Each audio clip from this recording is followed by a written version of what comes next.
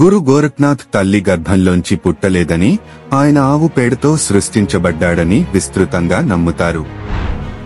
ఒకసారి గురు మత్స్యేంద్రనాథ్ కొంత భిక్ష కోసం ఒక పేద స్త్రీ ఇంటికి వెళ్లాడు.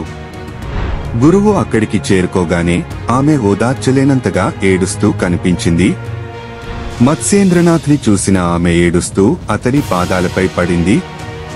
గురువు జాలిపడి ఎందుకు ఏడుస్తున్నావు అని అడిగాడు. పెళ్లయి చాలా ఏళ్లు గడుస్తున్నా తనకు సంతానం లేదని ఆ మహిళ బదులిచ్చింది. తనకు తల్లి కావాలనే వరం ప్రసాదించమని, తల్లి కావాలనే కోరికను తీర్చమని బాబాని వేడుకుంది. గురు మత్స్యేంద్రనాథ్ కొన్ని మంత్రాలను జపించడం ప్రారంభించాడు మరియు అతని పర్సులో నుండి ఒక భస్మం లేదా మంత్రపు పొడిని తీసి ఈ భస్మంలో పాలు పంచుకోమని సూచించే స్త్రీకి ఇచ్చాడు మరియు ఆమె కోరిక నెరవేరుతుంది.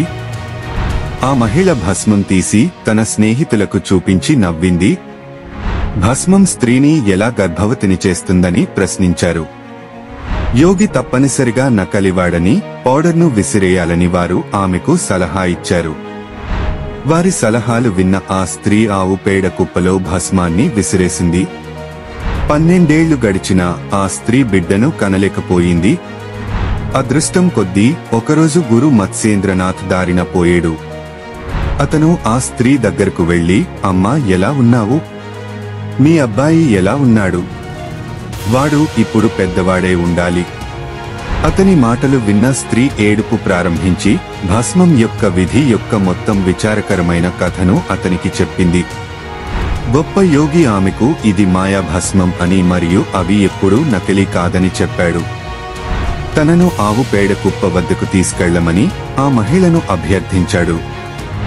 వారు అక్కడికి చేరుకున్నప్పుడు అతను బాలుడిని పిలవడం ప్రారంభించాడు మరియు ఇదిగో, ఒంటి కుప్పలో నుంచి 12 ఏళ్ల బాలుడు బయటపడ్డాడు.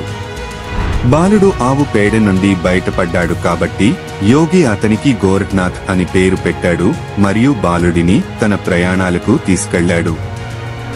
ఇలాంటి మరిన్ని ఆసక్తిగల వీడియోస్ కోసం ఛానల్ను సబ్స్క్రైబ్ చేసి పక్కనే ఉన్న బెల్ ఐకాన్ని క్లిక్ చేయండి.